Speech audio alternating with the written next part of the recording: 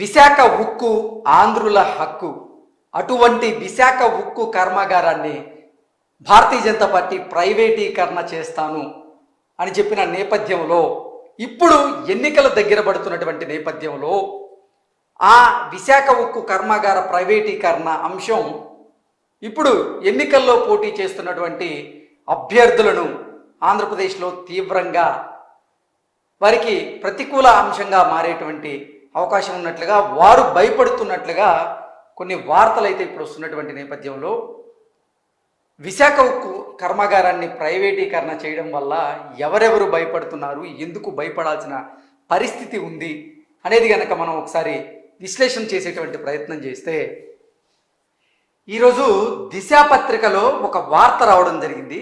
ఆ వార్త ఏంటనేది చూస్తే, వైసీపీ అభ్యర్థుల్లో విశాఖ ఉక్కు కలవరం. వైసీపీ అభ్యర్థుల్లో ఈ విశాఖ ఉక్కు కర్మాగారం ప్రైవేటీకరణ అంశం అనేది కలవర పెడుతోంది అంటూ ఈ దిశ పత్రిక ఒక ఆర్టికల్ను రాయడం జరిగింది.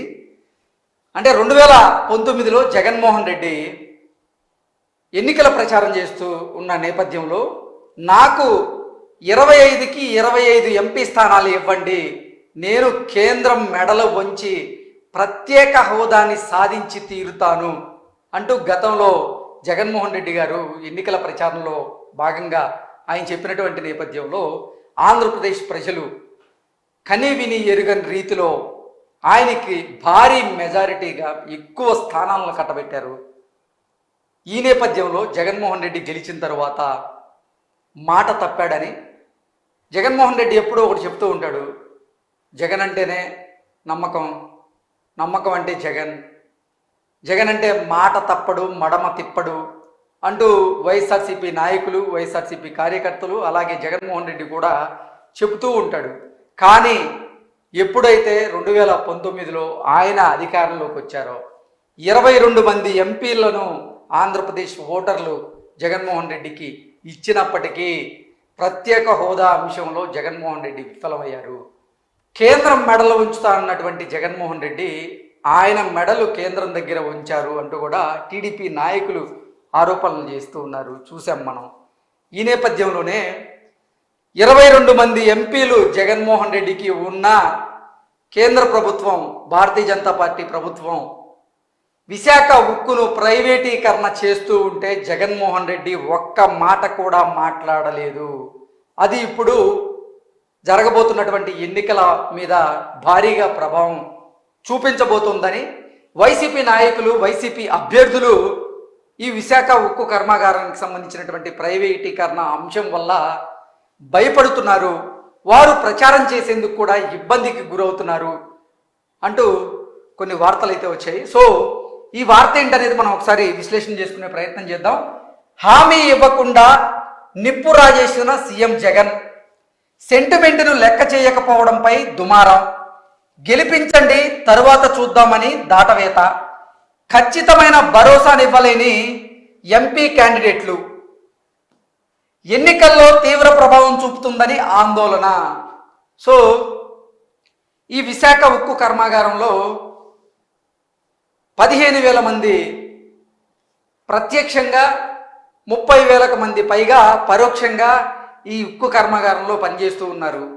ఒకవేళ కనుక ఇది ప్రైవేటీకరణ అయితే ఆయా ఉద్యోగులు, వాళ్ళ కుటుంబాలు రోడ్డును పడాల్సిన పరిస్థితి ఉంటుంది అంటూ కూడా టీడీపీ నాయకులు చెబుతున్నటువంటి నేపథ్యంలో, అసలు హామీ ఇవ్వకుండా నిప్పు రాజేసిన సీఎం జగన్, విశాఖ ఉక్కు కర్మాగారానికి సంబంధించినటువంటి ప్రైవేటీకరణ అంశం గురించి జగన్మోహన్ రెడ్డి ఒక స్పష్టమైనటువంటి వైఖరితో లేరు, ఒక స్పష్టమైనటువంటి మాట ఇవ్వడం లేదు అంటూ కూడా ఈ వార్త రాయడం జరిగింది. సెంటిమెంట్ని లెక్క చేయకపోవడంపై దుమారం, గెలిపించండి తర్వాత చూద్దామని దాటివేత, ఖచ్చితమైనటువంటి భరోసాని ఇవ్వలేని ఎంపీ క్యాండిడేట్లు. ఇటు జగన్మోహన్ రెడ్డి భరోసా ఇవ్వడం లేదు, ఇటు ఎంపీ క్యాండిడేట్లు కూడా భరోసా ఇవ్వకపోవడంతో అభ్యర్థుల్లో ఆందోళన మొదలైంది అంటూ కూడా ఈ వార్తను రాశారు. నెక్స్ట్, ఎన్నికల్లో తీవ్ర ప్రభావం చూపుతుందని ఆందోళన. విశాఖ ఉక్కు అంశం వైసీపీ అభ్యర్థులను కలవరపెడుతోంది. తాజాగా గంగవరం పోర్టు సమ్మె కారణంగా ఏర్పడిన ముడుసరుకు కొరత ఏర్పడింది. ఈ క్రమంలో ఎదురవుతున్నటువంటి ప్రశ్నలను ఎలా ఎదుర్కోవాలో అర్థం కాక తల్ల పట్టుకుంటున్నారు. ముఖ్యమంత్రి వైఎస్ జగన్ను 2 రోజుల క్రితం కలిసిన విశాఖ ఉక్కు పరిరక్షణ పోరాట సమితి నాయకులకు హామీ లభించకపోగా వైసీపీని గెలిపిస్తే తరువాత చూద్దామంటూ దాటవేయడంపై చర్చనీయాంశంగా మారింది.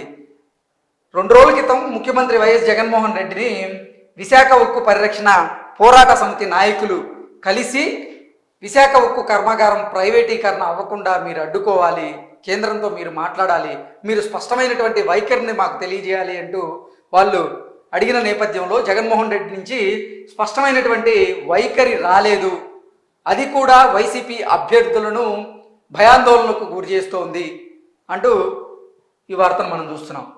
ఆంధ్రుల హక్కుగా ఏర్పడిన విశాఖ ఉక్కు కర్మాగారంలో 18,000 మంది ప్రత్యక్షంగాను మరో 30,000 మంది పరోక్షంగా పనిచేస్తూ ఉన్నారు. విశాఖ ఉక్కు విషయంలో ఆ ప్రాంతంలో సెంటిమెంట్ కూడా ఉంది. అవసరమైన ముడి సరుకు అనుమతులు, ఇసుక లైసెన్సులు కొన్ని సంవత్సరాలుగా పెండింగ్లో ఉన్నాయి. విజయనగరంలో ఇసుక క్వారీ లైసెన్సును ప్రభుత్వం 3 ఏళ్ల నుంచి పునరుద్ధరించకపోవడం వల్ల ప్లాంటుపై 80 కోట్ల వరకు భారం పడింది. ఈ నేపథ్యంలో ఉక్కు పరిరక్షణ సమితి నేతలు ప్లాంట్కు ప్రత్యేకంగా ఐరన్ ఓర్ మైన్స్ కేటాయించాలని ముఖ్యమంత్రి జగన్ దృష్టికి తీసుకెళ్లారు.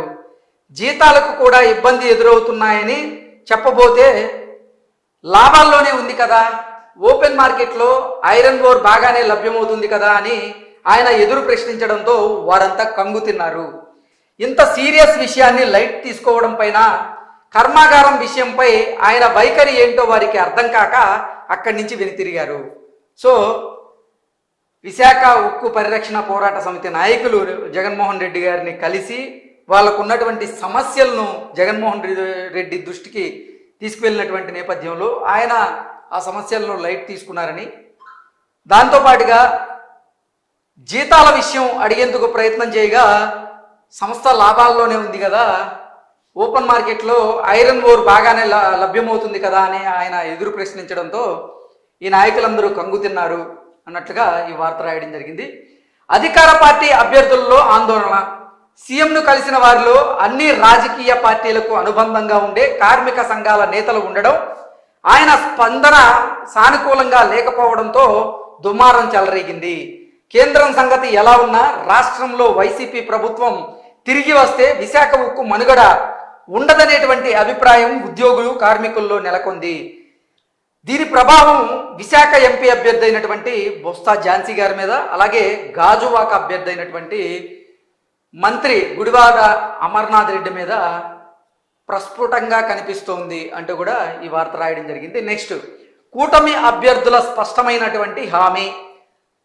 భారతీయ జనతా పార్టీ అనకాపల్లి అభ్యర్థి సీఎం రమేష్, అలాగే తెలుగుదేశం విశాఖ అభ్యర్థి భరత్ తాము ఉక్కు ప్రైవేటీకరణను అడ్డుకుంటామని స్పష్టమైనటువంటి హామీ ఇచ్చి ప్రచారం చేస్తున్నారు.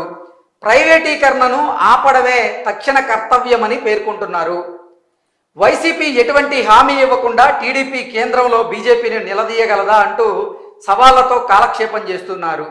దీంతో రానున్న ఎన్నికల్లో ఉమ్మడి విశాఖ జిల్లాలో విశాఖ ఉక్కు సంక్షోభం అంశం అధికార పార్టీకి తలనొప్పిగా మారనుందా అంటే అవుననే సమాధానం ఇస్తున్నారు కొంతమంది రాజకీయ విశ్లేషకులు. ఓవరాల్గా చూసుకున్నట్లయితే విశాఖ ఉక్కు కర్మాగారం ప్రైవేటీకరణ అంశం ఇప్పుడు సార్వత్రిక ఎన్నికల్లో పోటీ చేస్తున్నటువంటి కొంతమంది అభ్యర్థుల్లో అయితే భయం కలిగించేలా చేస్తుంది అని, ఈ అంశాన్ని వల్ల ఇది చాలా సున్నితమైన అంశం, దీన్ని ఎలా డీల్ చేయాలి అంటూ కొంతమంది మదన పడుతున్నట్లుగా, మరికొంతమంది ఈ విశాఖ ఉక్కు కర్మాగారం ప్రైవేటీకరణ అంశాన్ని ఒక అస్త్రంగా తీసుకొని ఓటర్లలోకి వెళ్తున్నారు, ప్రత్యర్థులను చిత్తు చేస్తున్నారు అంటూ కూడా కొన్ని వార్తలు అయితే వస్తున్నటువంటి నేపథ్యంలో నిజంగా ఈ విశాఖ స్టీల్ ప్లాంట్ ప్రైవేటీకరణ అంశం ఎవరిని భయపెడుతోంది, దానివల్ల ఎవరికి పెను ప్రమాదం కలగబోతోంది అనేది మరి కొన్ని రోజులు ఎదురు చూస్తే మనకు తెలిసేటువంటి అవకాశం అయితే ఉంది.